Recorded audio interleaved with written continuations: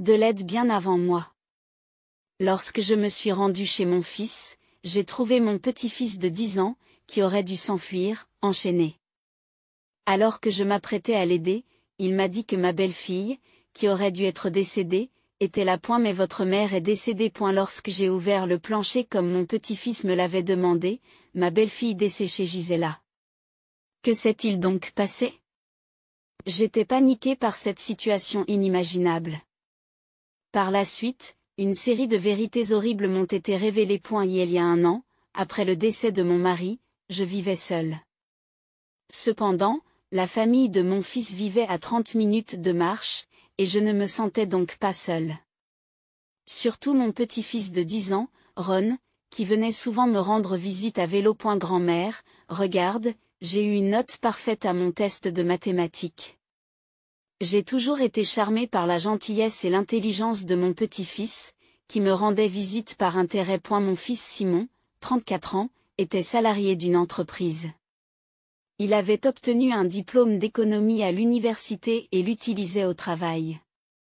Comme il semblait très occupé, nous ne nous voyions pas souvent, mais je pensais que c'était la preuve de son travail acharné. En revanche, ma belle-fille Lily me rendait souvent visite. Bonjour, comment allez-vous? J'étais toujours reconnaissante de sa sollicitude. Maman, tu devrais faire une croisière à l'étranger. Il y a 6 mois, mon fils est venu me voir et m'a offert un voyage de 2 semaines. Il m'a dit qu'il voulait me remonter le moral après avoir perdu mon mari. Oh, mon Dieu! Quel geste attentionné! Je vous remercie, je suis partie joyeusement en croisière avec mes amis amateurs, prévoyant d'aider mon fils et sa femme à mon retour. Mais, Lily est décédée il y a 1 semaine, et nous avons déjà organisé les funérailles.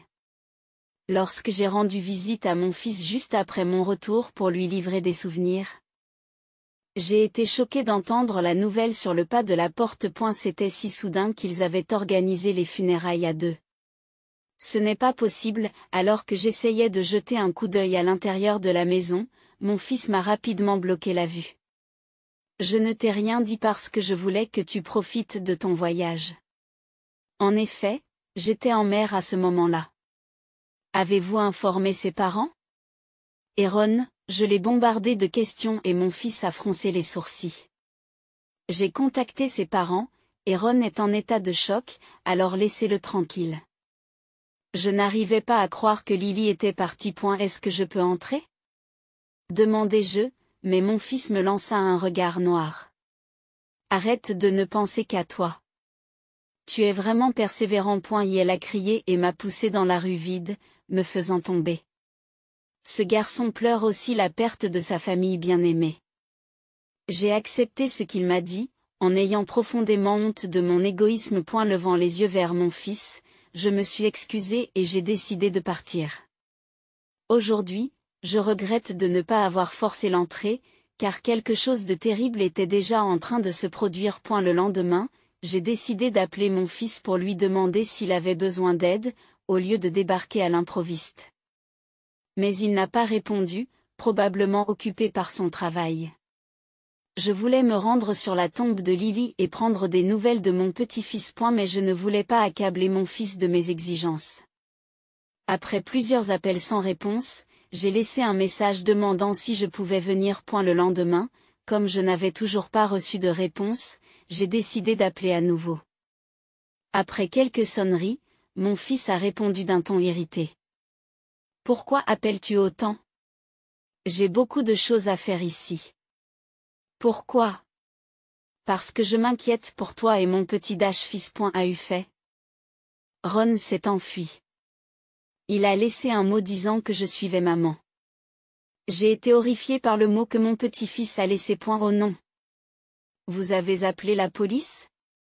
Bien sûr, je les ai appelés immédiatement. J'étais très inquiète pour Ron. Il doit se sentir seul après avoir perdu sa mère. Oh, je t'en prie, reviens. Ma main qui tenait le téléphone s'est refroidie et engourdie. Je vais le chercher moi aussi. Et elle finira par revenir, tu n'as pas besoin de faire quoi que ce soit. Mon fils a crié alors que j'étais sur le point de raccrocher. Et elle essayait peut-être de m'empêcher de m'inquiéter, mais je ne pouvais pas ignorer la disparition d'un enfant de 10 ans. Mais qu'a dit la police? Ah. Oh, la police? Ils font des interrogatoires et des recherches. La réponse vague de mon fils m'a rendu méfiant. Quoi qu'il en soit, ne vous inquiétez pas. Il reviendra bientôt. Puis il a raccroché avec colère. Cherche-t-il vraiment Ron? Un petit doute commença à naître dans mon cœur. Cette nuit-là, je n'arrivais pas à dormir, m'inquiétant sans cesse pour mon petit-fils. Lorsque le ciel s'est éclairci, j'ai pris une décision. Mieux valait se promener à la recherche de Ron que de ne rien faire. Il valait mieux qu'il y ait plus de chercheurs. Je me suis rendu au commissariat de police dès l'ouverture du bureau des enquêtes à 8h30. Mon petit-fils s'est enfui et vous êtes à sa recherche, n'est-ce pas? Des pistes. L'officier a écouté et a vérifié l'état des recherches. À ma grande surprise, on m'a dit qu'aucune demande de recherche n'avait été déposée. Qu'est-ce qui se passe? Ce n'est pas possible. J'y suis resté abasourdi, me souvenant des réponses évasives de mon fils. Il cache quelque chose. Remerciant l'officier, je me suis immédiatement rendu chez mon fils. J'ai sonné à la porte, mais il n'y a pas eu de réponse, car il était probablement déjà au travail. J'ai utilisé mon double de clé et je suis entré. De l'arrière, j'ai entendu des bruits. A-t-il laissé la télévision allumée? Curieuse, je me suis dirigée vers le bruit et j'ai trouvé mon petit-fils enchaîné dans le débarras de la cuisine. Ron. Qu'est-ce qui t'arrive? Je me suis précipitée vers lui et l'ai pris dans mes bras. Grand-mère. Je t'en prie. Aide d'abord maman. Il m'a montré l'entrepôt au sol, tout près, avec son menton. Mais ta mère est partie, n'est-ce pas? Les funérailles ont eu lieu. Maman est ici. Dépêchez-vous, s'il vous plaît. Il était paniqué, il pleurait et donnait des coups de pied pour se rapprocher. Son expression frénétique m'a fait comprendre que quelque chose n'allait pas du tout. J'ai ouvert avec crainte la réserve de l'étage. Non. Lily. Ma belle-fille gisait là, la bouche bâillonnée, les mains et les pieds attachés avec du ruban adhésif, desséchés et sans vie. C'est la faute de papa. Maman. En voyant sa mère changer, mon petit-fils a crié et pleuré. Je l'ai pris dans mes bras et j'ai immédiatement appelé une ambulance. L'opérateur a demandé à la police et à l'équipe de secours de couper les chaînes, et Ron et Lily ont été transportés d'urgence à l'hôpital. Dans l'ambulance, mon petit-fils, en sanglots, m'a expliqué ce qui s'était passé. C'est une chose horrible. Je veillerai à ce qu'il paie pour ça, Ron. Grand-mère y veillera. En l'écoutant, je me suis juré de rendre justice à mon petit-fils et à ma belle-fille. Plus tard, avec la police, j'ai entendu plus de détails dans la chambre d'hôpital. Mon fils était parti depuis une semaine. Après que Ron se soit endormi, j'ai demandé à l'infirmière de s'occuper de lui et je me suis rendu directement dans le bureau d'un avocat. Déterminé à dénoncer les crimes de mon fils, j'ai cherché partout. 8 jours après avoir trouvé Lily et Ron, j'étais assis dans le salon de mon fils. J'ai entendu la porte d'entrée s'ouvrir, signe du retour de mon fils à la maison. Maman, vêtue d'une chemise voyante et d'un jean qui ne ressemblait pas à une tenue de travail, il a été surpris de me voir. Puis, mon fils a rapidement jeté un coup d'œil vers la cuisine. Bien sûr, on se préoccupe de la cuisine, où l'on a enchaîné un enfant de 10 ans. Quand je l'ai regardé fixement, Simon a eu l'air surpris. Enchaîné? Qu'est-ce que tu racontes? Tu parles des menottes avec lesquelles il jouait? Son excuse, floue et boiteuse, m'a donné la nausée. Assez de mensonges. Vous avez laissé un enfant de 10 ans seul pendant plus d'une semaine. Vous avez dit que Ron s'était enfui de chez lui, n'est-ce pas? Lorsque je l'accuse sévèrement, les yeux de Simon tournent autour de lui, jetant de temps à autre un coup d'œil vers la cuisine. Et elle s'est effectivement enfuie, mais la police l'a retrouvée. Menteur. Tu n'as même pas fait de déclaration de disparition. Je l'ai confirmé moi-même. Je me suis levé d'un coup de la chaise et j'ai crié, ce qui a fait grimacer mon fils et l'a rendu silencieux. Mais Lily est partie, et je dois travailler pour le bien de l'enfant qui reste.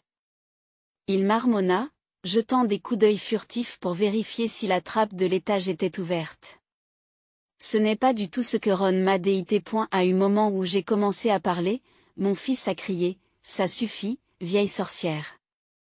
Tu n'as pas fini ta ménopause », il a haussé le ton, m'interrompant, et a essayé de me traîner hors de la maison. J'ai trouvé ta femme desséchée sous le plancher que tu ne cesses de regarder. Je sais tout. Je repousse sa main de toutes mes forces, les cheveux ébouriffés, en hurlant. Simon pâlit à mes paroles. En fait, j'avais entendu toute l'histoire pour mon petit-fils le jour où j'avais trouvé Ron et Lily. Ron était parti en camp de 5 jours jusqu'à la veille de mon retour. Lorsqu'il est revenu, plein de souvenirs, Simon lui a dit que maman était décédée. Peu importe ce que Ron demandait, Simon ne répondait pas et bloquait la cuisine avec une cloison, l'empêchant d'y accéder. Mon petit-fils a pleuré, « Je veux voir maman.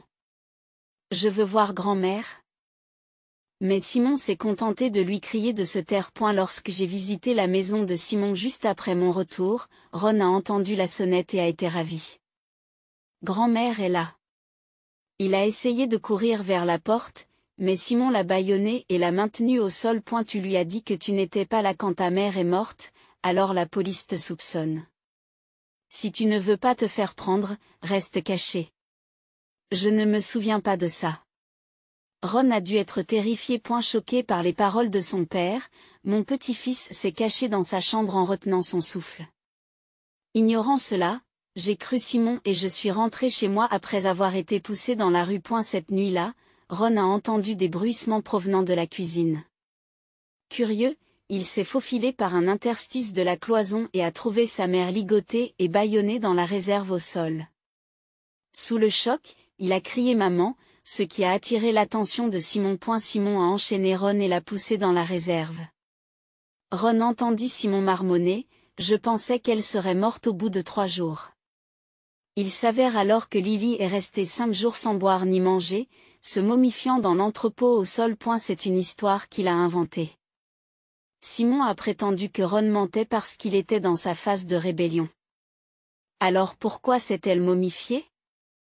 En fait, Lily a eu une forte fièvre et est morte subitement. Je l'aimais et je ne pouvais pas la laisser partir, alors je l'ai gardée à la maison. Il baissa la tête, essuyant de fausses larmes. Je m'approchai de lui doucement. Maman. Mon fils m'a tendu la main pour me réconforter, mais j'ai pris une pile de papier dans son sac et je l'ai frappé fort sur la tête.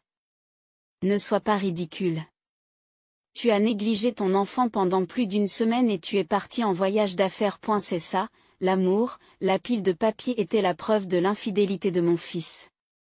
Son ordinateur était rempli de courriels et de photos avec sa maîtresse. Et les cadeaux et les dîners luxueux étaient tous documentés dans les photos. Où les avez-vous eus? Il essayait frénétiquement de cacher les papiers. Il avait l'air pathétique. J'ai trouvé ce livre de comptes dans ton placard. J'ai claqué un livret de banque sur la table, ce qui a fait tressaillir le visage de Simon.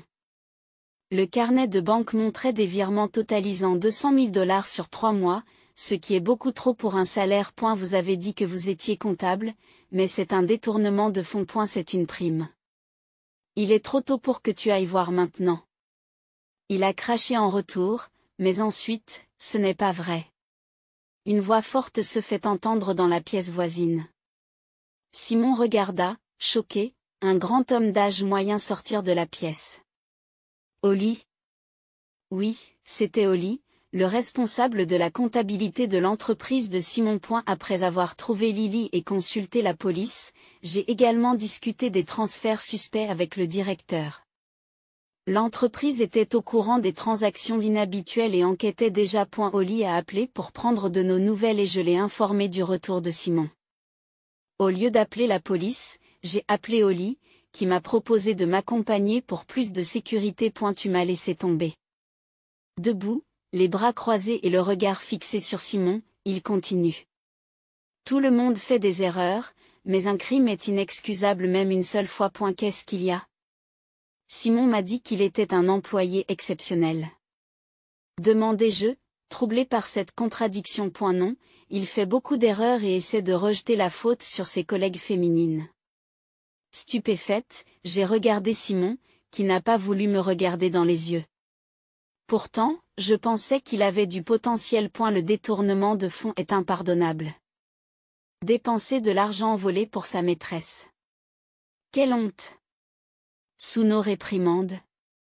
Simon a soudain relevé la tête et s'est mis à parler avec audace. Le détournement de fonds et l'infidélité sont condamnables, mais je ne pouvais pas accepter la mort soudaine de Lily. Je la voulais près de moi, alors je l'ai mise sous le plancher. Prétendant qu'elle n'était pas vivante lorsqu'elle a été enfermée, il s'est mis à sangloter théâtralement. Arrêtez de mentir. Lily est vivante. Lorsque j'ai révélé que Lily avait survécu, les yeux de mon fils se sont écarquillés d'horreur. Ces fausses larmes étaient évidentes. Ce jour-là, grâce au médecin, Lily a été sauvée, bien que clouée au lit, elle a fait des dépositions à la police en faisant des rondes.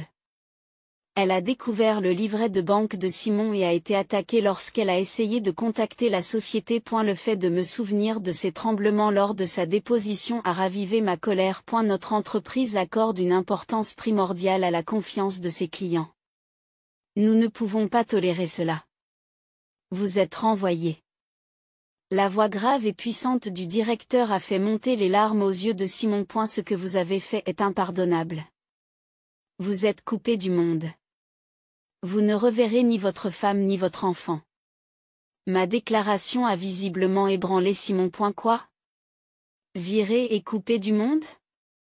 Comment suis-je censé vivre? Aide-moi, maman. Va encore pleurer dans la salle de bain. J'ai repoussé mon fils qui s'accrochait à moi en pleurant. À ce moment-là, j'ai entendu les sirènes de la police, signalant l'arrivée des agents appelés avant la comparution d'Oli.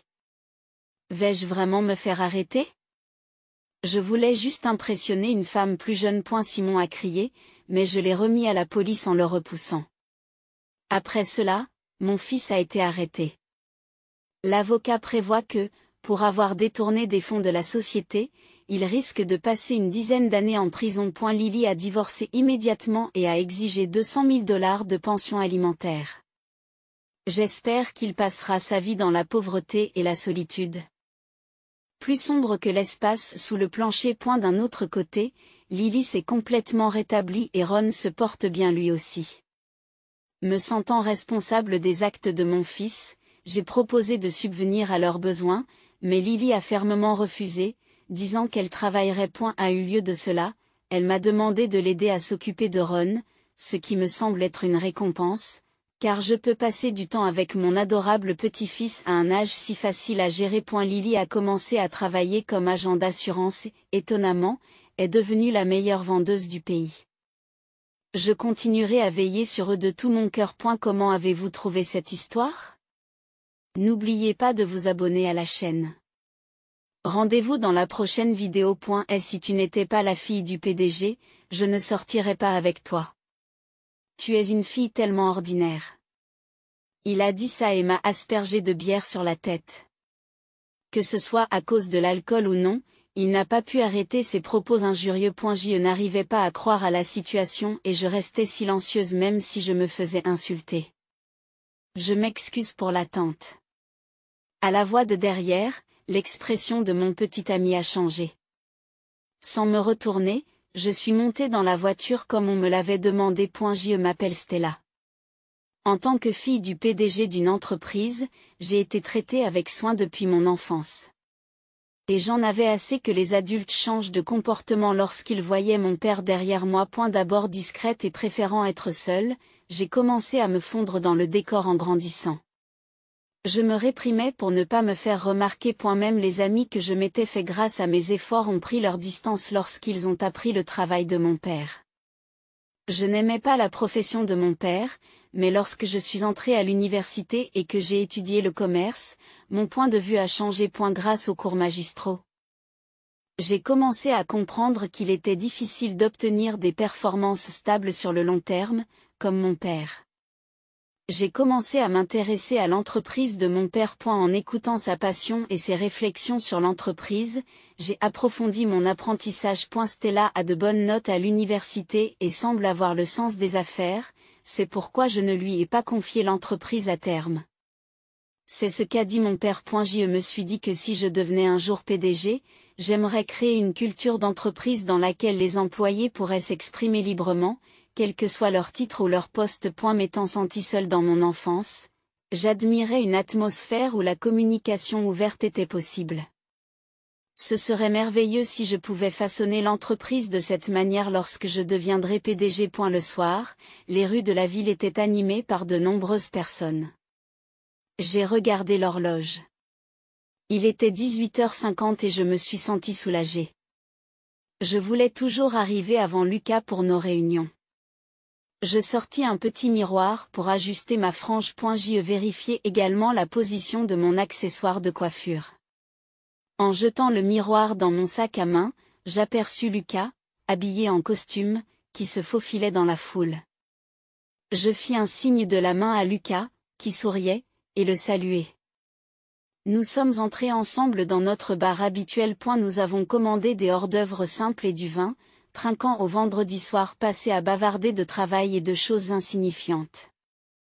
J'adorais ces soirées décontractées. Lucas et moi avons commencé à nous fréquenter au cours de notre 4e année d'université et cela fera bientôt 2 ans. Nous avons appris à nous connaître parce que nous étions dans le même séminaire. Lucas a remarqué que j'étais discrète et que j'avais tendance à m'effacer. Et il m'a abordée. Il est très doué pour la conversation et met subtilement de l'ambiance autour de lui. Je me sens chanceuse d'être avec lui. Lucas a dit, après avoir descendu son vin, il a l'air bien éméché. Le fait d'être affecté au service de planification signifie qu'on attend beaucoup de toi. Lucas, tu es incroyable. Lucas demanda, si tu es transféré au siège social, nous pourrons déjeuner ensemble. Après avoir obtenu mon diplôme universitaire, j'ai demandé à mon père, qui est le PDG de l'entreprise, de me laisser travailler à l'usine. J'avais très envie de comprendre ce domaine. J'aimerais bien déjeuner avec Lucas, mais le travail à l'usine me plaît et me convient. Lucas a répondu, vraiment ? Ça ne conviendrait pas mieux à Stella de travailler au siège en étant bien habillée plutôt qu'en bleu de travail ? Il me regarde, jaugeant ma réaction. Pas du tout. La salopette, c'est confortable. Lucas, on peut commander d'autres plats, j'ai très faim. Il y a quelque chose qui cloche. Ces derniers temps, Lucas a l'air de vouloir dire quelque chose. Il a peut-être découvert que je suis la fille du PDG.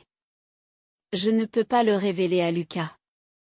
Il ne doit jamais le savoir. Bercé par le train peu peuplé, je regarde par la fenêtre. Apprécier la vue à travers la vitre était mon rituel quotidien. C'est un lundi ensoleillé. Au fur et à mesure que le train avance, le paysage passe des bâtiments gris à une scène verdoyante d'arbres interconnectés. En traversant une grande rivière, nous sommes presque arrivés à la station la plus proche.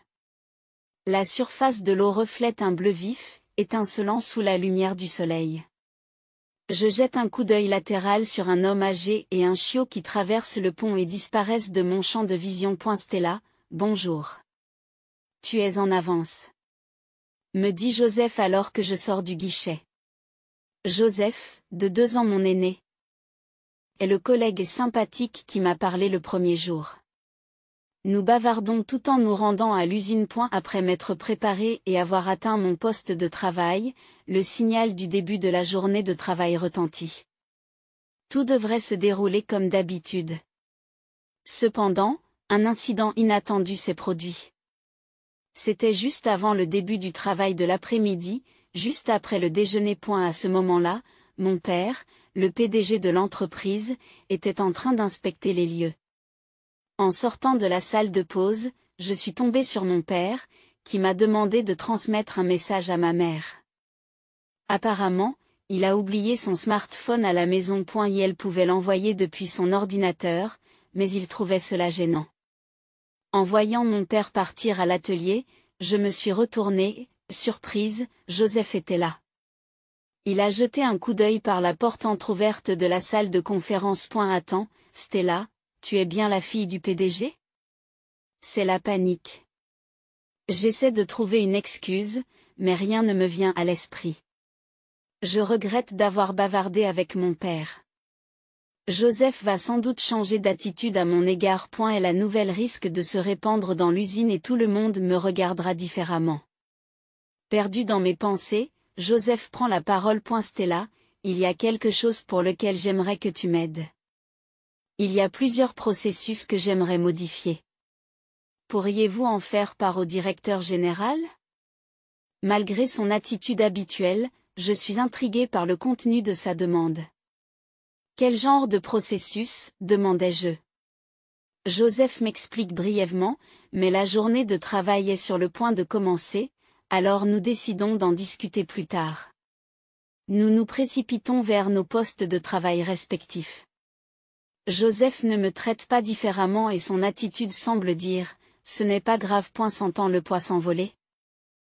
Je monte les escaliers qui mènent à l'atelier. Je suis assise en face de Joseph dans le hamburger qui fait face à la station.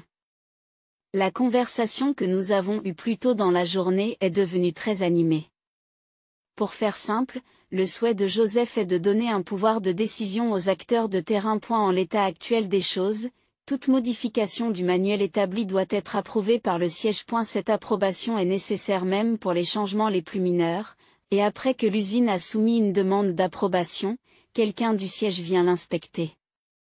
Ensuite, il faut du temps pour obtenir le consentement. Souvent, au moment où le consentement est reçu, la situation a changé et le changement n'est plus nécessaire, mais il faut aussi faire des efforts pour annuler la demande. Joseph, après avoir terminé son hamburger et froissé l'emballage, dit « Alors, Stella, demande au président. » C'est peut-être impossible. Mais je me demande quand même s'il y a quelque chose à faire. J'ai hésité parce que je n'étais pas sûre de pouvoir demander à mon père de le faire. C'est peut-être difficile de demander au président, mais il semble qu'il faille changer le système. Joseph est d'accord. C'est vrai. Toi aussi, tu es d'accord? Commençons par agir. Nous allons documenter tous les cas passés et les soumettre. Ensuite, nous ferons part de nos souhaits et nous demanderons à l'administration centrale d'y réfléchir. Joseph s'interroge. Je me demande si ça va marcher. J'essaie de persuader Joseph qui hésite. Faisons de notre mieux. Joseph se rend à l'évidence. Le fait d'en parler ne changera rien. Dès le lendemain, nous avons impliqué notre superviseur et commencé à recueillir des informations dans toute l'usine. Honnêtement, il était difficile de travailler sur ce projet dans le cadre de nos tâches quotidiennes, mais après plusieurs mois de persévérance. Les documents ont été achevés. Nous l'avons fait coïncider avec une réunion générale au siège et l'avons remis à notre superviseur, en respirant enfin un peu de soulagement. Alors que je buvais un jus de fruits pendant une pause, un collègue s'est approché de moi. J'ai entendu dire que les documents étaient terminés. C'est du bon travail. Depuis que nous avons fait le tour des départements de l'usine pour recueillir des informations, tout le monde connaissait la situation. Enfin, c'est fait. J'espère que cela entraînera des changements. Mon collègue m'a rassuré. Tout ira bien, c'est sûr. Mais je suis surpris par l'initiative de Stella. Vous avez vraiment le sang du président en vous. Comment le sais-tu? Ai-je demandé. Désolé, je suis fier de Joseph. J'étais curieux de savoir pourquoi Stella s'est impliquée. Mais ne vous inquiétez pas, je suis le seul à le savoir. C'est vrai? Me dis-je, en proie à des sentiments contradictoires, mais croyant les paroles de mon collègue. Ce serait formidable que Stella devienne présidente. Tu es tellement sérieuse et travailleuse, et tu as vraiment fait de ton mieux pour l'usine cette fois-ci. Moi, en tant que présidente? C'est impossible. J'ai ri, et mon collègue a ri aussi. Cette personne, qui riait avec des rides au coin des yeux, est un vétéran qui travaille à l'usine depuis plus de 20 ans. Comme Joseph, ils ont continué à me traiter avec la même attitude inchangée. C'était une attitude calme et lumineuse. Les mois ont passé, et lorsque notre superviseur est revenu de la réunion générale au siège, il a élevé la voix et a convoqué tout le monde. Qu'est-ce qui se passe? Les employés se sont rassemblés, s'interrogeant. Le superviseur a annoncé qu'il y avait eu un changement partiel de l'autorité sur le site. En entendant ces mots, les employés ont commencé à murmurer. J'ai instinctivement cherché Joseph. Elle était en marge du groupe. A remarqué mon regard et m'a fait un petit signe de la main en guise de réponse. Tous nos espoirs ne s'étaient pas réalisés, mais il semblait que près de la moitié d'entre eux avaient été approuvés. Ce jour-là, tout le monde m'a parlé à tour de rôle et je me suis sentie très heureuse. Depuis, remplie d'un sentiment d'accomplissement et d'une motivation encore plus grande, je vis des journées épanouissantes. Un jour, mon père m'a appelé au siège. Me demandant pourquoi il m'appelait à l'improviste, j'ai quitté mon travail de l'après-midi pour me rendre au siège. Lorsque je suis entrée dans le bureau du président, mon père m'a d'abord félicité pour mes récentes réalisations. Je n'en avais pas parlé à mon père, mais il semblait s'être penché sur la situation. Apparemment, les chiffres de l'entreprise s'étaient considérablement améliorés grâce à cela. Après avoir ri de bon cœur, mon père m'a dit d'un air sérieux. Stella, tu as le sens et la vitalité nécessaires pour diriger une entreprise. Si tu commençais à assumer plus sérieusement les fonctions de présidente? En entendant les paroles de mon père, je me suis dit que je voulais essayer. Un lieu de travail où les opinions des employés sont entendues et améliorées, et où les employés avec lesquels il est devenu plus facile de travailler sont animés. Si je devenais président, je pourrais faire bouger les choses à plus grande échelle. Je pourrais créer un environnement de travail encore plus confortable. Bien sûr, la responsabilité serait plus lourde. Ma décision était presque prise, mais j'ai demandé à y réfléchir et je suis rentrée chez moi ce jour-là. Seule dans ma chambre, je me suis interrogée. Suis-je vraiment capable de faire cela? Suis-je capable d'assumer cette responsabilité? J'ai eu du mal à m'endormir ce soir-là. Le lendemain matin, malgré le manque de sommeil, j'ai rendu visite à mon père au siège avec l'esprit clair. Pour ce qui est de la conversation d'hier, laissez-moi la faire. J'ai hâte de travailler avec vous. Ai-je demandé avec insistance. Mon père m'a répondu, c'est très bien. Merci, et il a commencé à discuter de l'emploi du temps futur. Stella, tu vas devenir PDG? Joseph, s'il te plaît, n'élève pas trop la voix. Dans la salle de pause pendant le déjeuner, il n'y avait que Joseph et moi. Le moment m'a semblé opportun, alors j'ai annoncé ma prochaine promotion au poste de PDG. Désolé. Mais sérieusement, devenir PDG?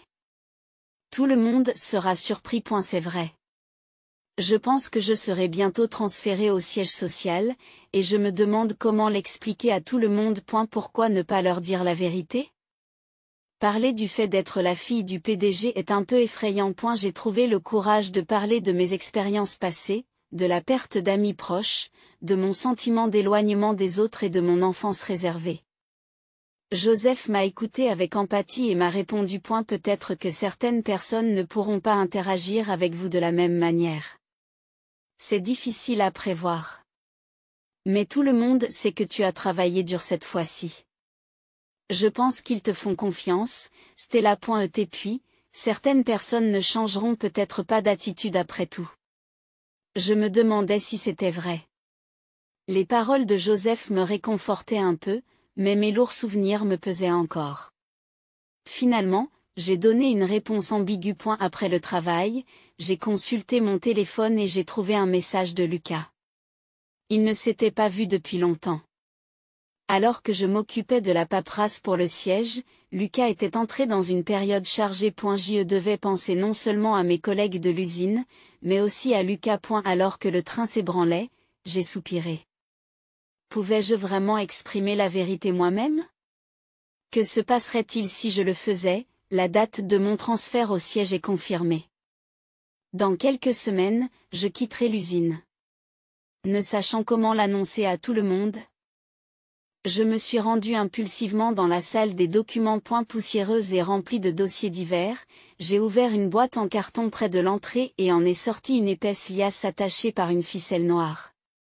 Il s'agissait de mon journal de travail depuis le début. Lorsque j'ai relu les entrées de mes premiers jours, lorsque je n'avais aucune idée et que j'ai reçu des conseils patients, lorsque des collègues chevronnés m'ont encouragé et lorsque quelqu'un m'a consolé après avoir commis une erreur, mon cœur s'est apaisé. Il ne s'agissait pas d'être accepté ou non, mais d'exprimer sa gratitude et sa sincérité. Déterminé, j'ai quitté la salle des documents. Lors de l'assemblée du lundi matin, j'ai annoncé ma mutation à mes collègues. Poussé par mon superviseur, j'ai fait un pas en avant et j'ai salué. Alors que tout le monde se demandait ce que j'allais dire, Joseph et d'autres collègues au courant de la situation observaient la scène depuis l'arrière. J'ai révélé que j'étais la fille du PDG et que j'allais reprendre l'entreprise, en exprimant ma gratitude. De manière surprenante, j'ai exprimé en douceur ce qui m'avait troublé. Bien que certains aient été manifestement choqués, Joseph m'a félicité et des voix de soutien ont suivi. L'atmosphère s'est adoucie et je me suis senti soulagé. J'ai reçu des encouragements sincères. Plus tard, tout le monde m'a invité à prendre un verre. Il s'agissait de célébrer ma promotion au poste de directeur général, et nous nous sommes donc rendus dans un bar où se trouvait un grand groupe. Le nombre de personnes présentes m'a submergé et j'ai eu envie de pleurer. Mais cela m'a aussi donné confiance en moi. J'étais vraiment accepté. Ils avaient réservé un autre endroit que d'habitude pour l'occasion, et nous sommes montés tous ensemble dans le train. Après un quart d'heure de trajet, nous sommes arrivés dans un bar réputé pour sa cuisine délicieuse. Nous avons bavardé sans but précis.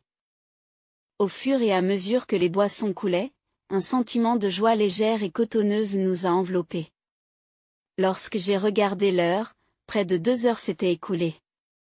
J'ai décidé de me rafraîchir un peu et de me rendre aux toilettes. À 20 heures, le bar était très animé et tous les sièges étaient occupés. Alors que je regardais autour de moi, intrigué par la nouveauté de l'endroit, j'ai soudain entendu une voix familière.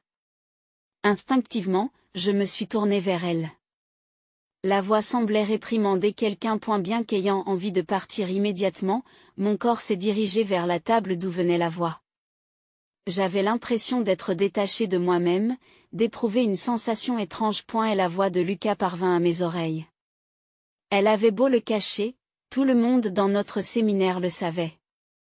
Si elle n'avait pas été la fille du PDG, je ne l'aurais pas fréquentée. Une fille si ordinaire. À une table avec 4 personnes en costume. Il était là, Lucas. Et elle continue.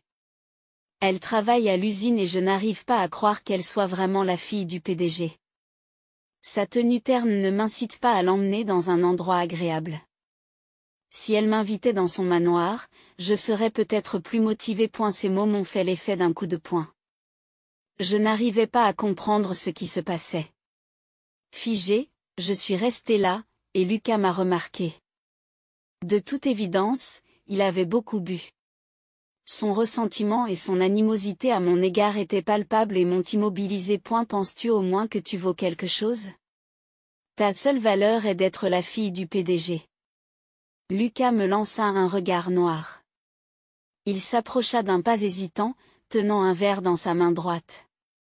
Sans hésiter, il inclina le verre et m'éclaboussa la tête de bière. Le liquide a trempé mes cheveux et mon visage, dégoulinant sur le sol.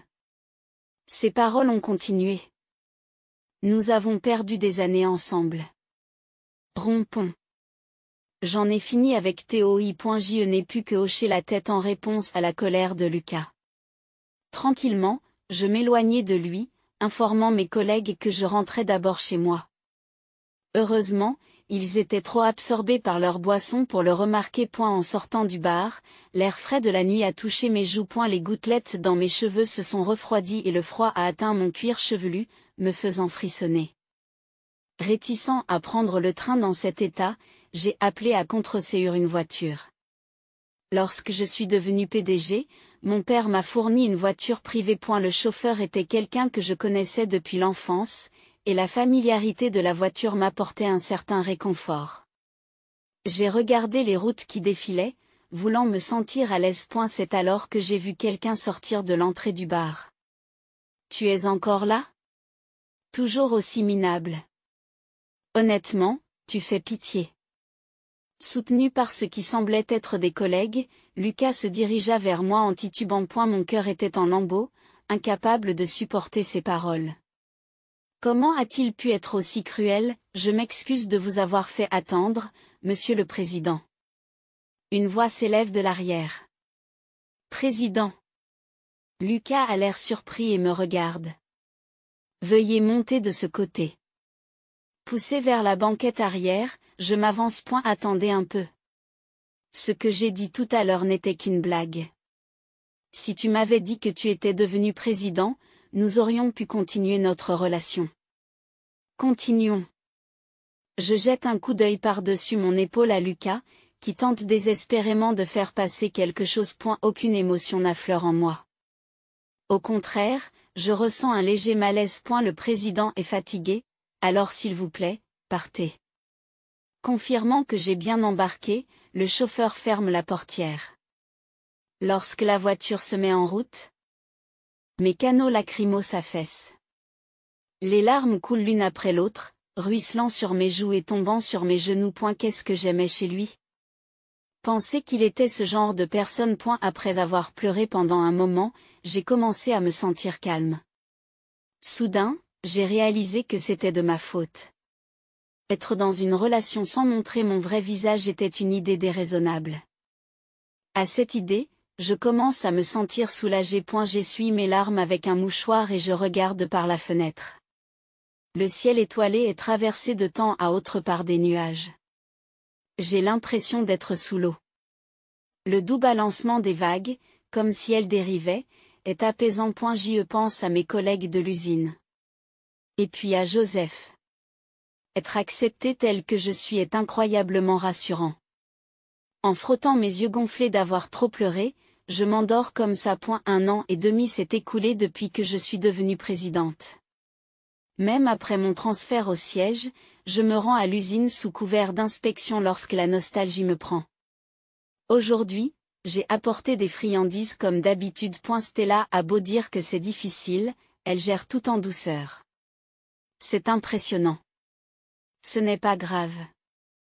J'ai reçu le soutien de tout le monde. Alors que je distribue les friandises, je sens mon visage s'adoucir. Depuis que je suis devenue présidente, mes collègues de l'usine m'appellent toujours Stella. J'ai l'impression de revenir à la maison. Perdu dans mes pensées, je remarque soudain que Joseph s'approche. Au fait, qu'en est-il de notre lune de miel? Sa soudaine question privée me surprend et je jette un coup d'œil autour de moi. Les collègues avec lesquels nous bavardions tout à l'heure sont retournés à leur poste de travail. Bon, je ne l'ai pas encore annoncé, alors soyez prudents. Depuis le transfert. Je me suis rapproché de mes collègues de l'usine et Joseph et moi avons commencé à sortir ensemble. Nous nous sommes fiancés le mois dernier. Ne vous inquiétez pas, je me suis assuré qu'il n'y avait personne. Je me suis assuré qu'il n'y avait personne. Où veux-tu aller? Peut-être à l'étranger, j'aimerais être au bord de la mer. Ma bouche va plus vite que mes pensées. Je ne sais pas pourquoi, mais j'ai toujours voulu aller à la plage avec Joseph. Et si c'est la plage, peut-être qu'une île serait bien. Je vais me renseigner. Joseph sourit. J'ai hâte d'y être. Dans la lumière éclatante, assise sur le rivage et regardant la mer avec Joseph, quelles seront les couleurs? Rien que de l'imaginer, mon cœur s'emballe et mes joues se détendent. Comment avez-vous aimé cette histoire? N'oubliez pas de vous abonner à la chaîne. Alors, rendez-vous dans la prochaine vidéo.